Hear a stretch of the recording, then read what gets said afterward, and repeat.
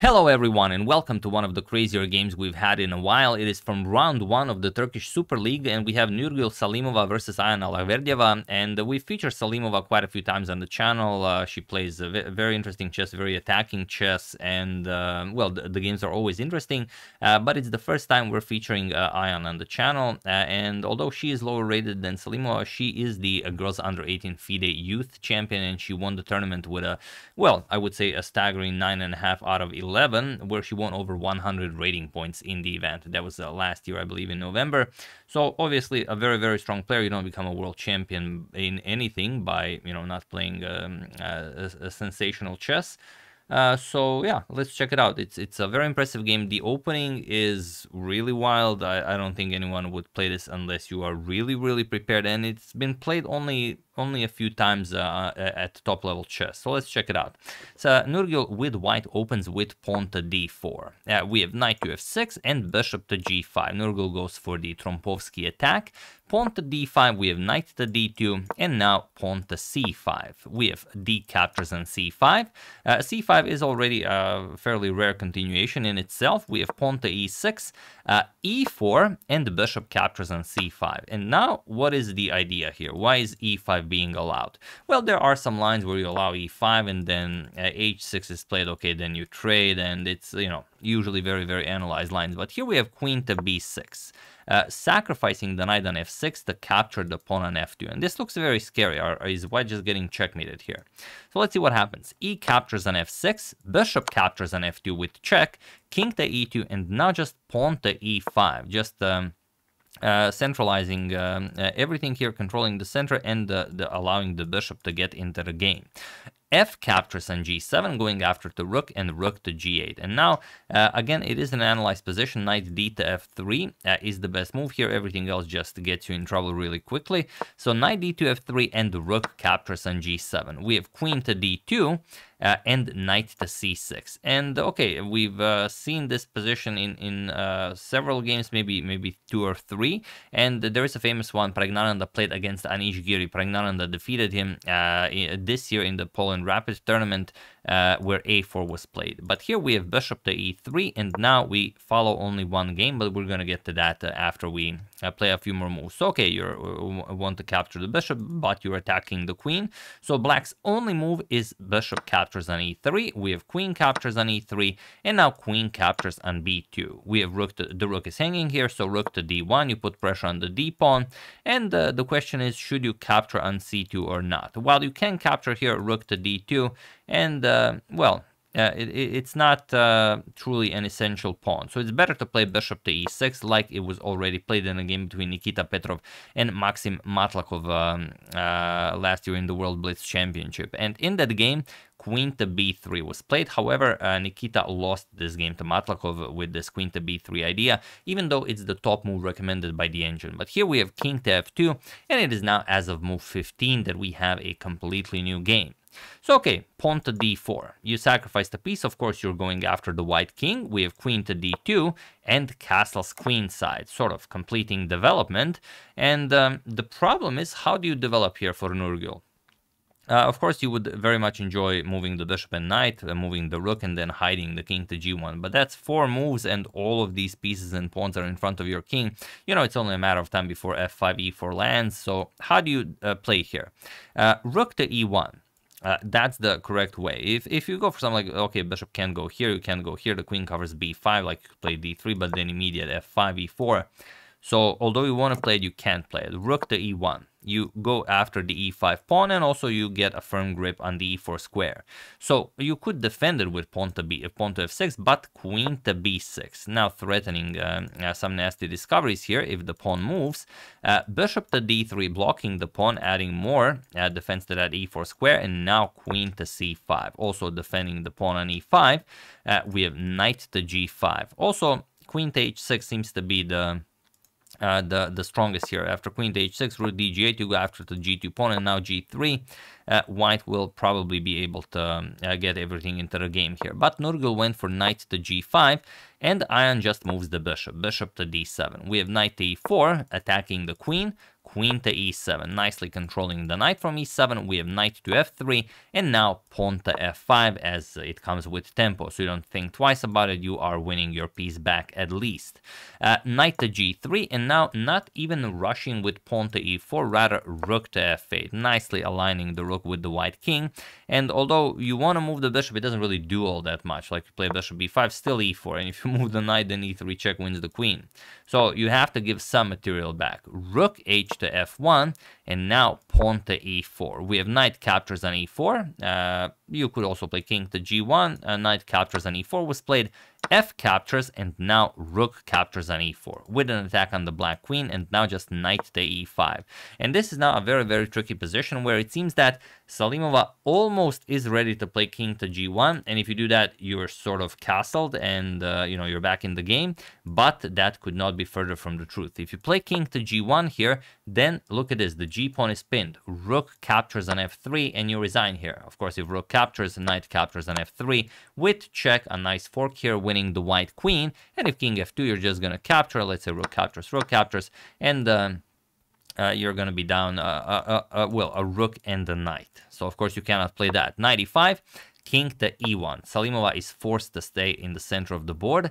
Knight captures on d3, seemingly sacrificing a queen, but the white king is in check.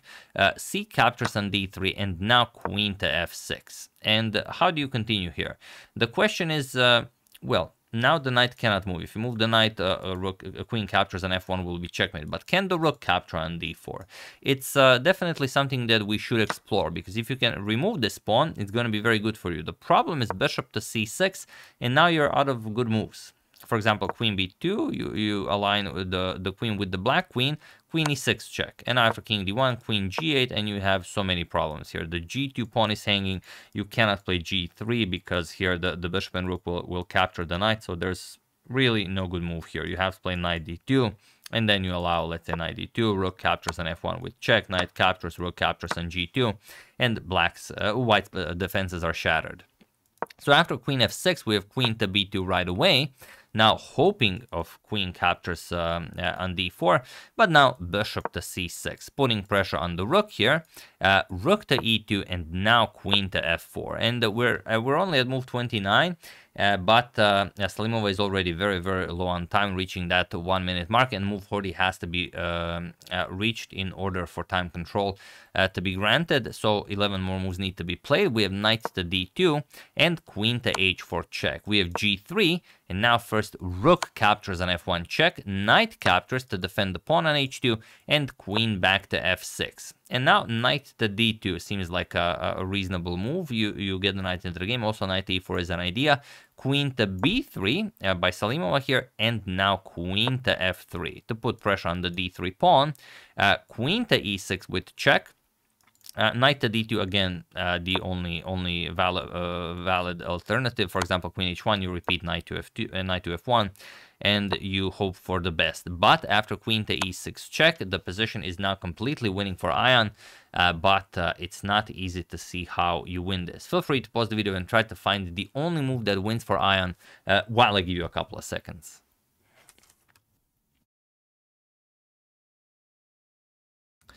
So for those of you who were able to do it, congratulations on playing the move you really don't want to play. And for those of you who just want to enjoy the show, it is rook to d7. This is the only move that wins, and this is the move that I am played. Just to give you an example, if you play bishop to d7, looks very reasonable. Even bishop to h3, how can this be wrong? However, queen e5 and the hanging rooks makes all the difference. For example, rook to f7, now you play rook to c2 with check, and after bishop to c6, you go queen to e8 with check. King to c7, queen e5 check, and now you have an easy perpetual. For example, king b6, queen to c5 check, you go here. Even queen to a3 with check, you go king b6, you go back. Here you go back. Doesn't really matter where you go, you will always have checks to get a perpetual. But after rook to d7, the rook is now safe, and you will will not have that valuable tempo to set up a perpetual. So queen to e8 with check, rook to d8, we have queen to e6 with check, and just king to b8. Again, only move that wins. We have queen to e5 with check, king to a8, and now queen to f4, hoping to get the queens traded, but of course Ion just captures the pawn on d3, and now, well, now is up a pawn, but also in a much better position. We have queen to f6 attacking the rook, queen to b1 with check, we have king to f2, and now rook to c8. Knight to d2 attacking the queen, and queen b4 moved with tempo as the threat is now rook to f8 to win the white queen. So queen to e7 offering a queen trade. If the queens get traded off, okay, you're down a pawn, you can still fight, but of course queen a5, Ion not about to allow that. We have knight to c4 attacks the queen, and now queen to f5 with check. King to g1, we have rook to f8, and that's pretty much it. Checkmate is being threatened. You cannot defend. If rook e1, then queen to f2 will also be checkmate as the bishop covers the light squares. So the bishop is just much more powerful here than the knight. But even aside from that, there's also the passed d pawn.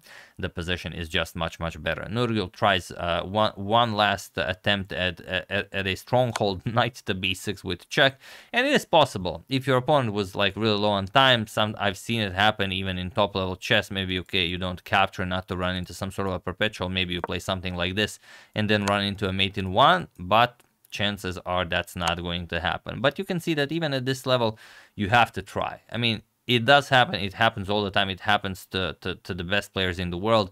You should always attempt such a thing. But of course, a captures on b6. We have queen to a3 with check, king b8, queen to d6 with check, king to c8, and that's all there is. It was in this position on move 47 that Nurgul Salimova resigned the game, as there is nothing more to be done here. So really cool game, really wild positions. If you don't know them, chances are you're not getting out of this alive. But like I said, yeah, here, up until this point, it was still known territory. Queen b3 a move, or king f2 completely new game. And now look at this. If someone told you, this is the position, do you want to play white or black here? You consider white's up a piece, but black has the center and the possibility of further advancing the pawns. I think even though the engine might say a lot here, you know, regarding what to play, do you capture on c2, do you don't capture on c2, I think you always take black here. I mean, it's impossible, regardless of how good a defender you are, I say you always take black here. So it's very interesting that Nurgul went for this, but yeah, I guess, you know, if you're the stronger player, you will play anything to prove it. And here, well, Ion was just better. So yeah, that's the game. Hope you guys enjoyed it. I would like to thank Lawrence Brazier, Edward Bazo, Kevin O'Grady, Rajashri Chowdhury, and James Eugene Cashman for your contribution to my channel. Thank you a lot, to really appreciate it. As usual, you can check 2 of my previous videos here. Thank you for watching, and I will see you soon, continuing to check up on your wonderful suggestions, such as this one, and whatever else happens in the chess world. So thank you all, I will see you soon, and have an excellent rest of your day.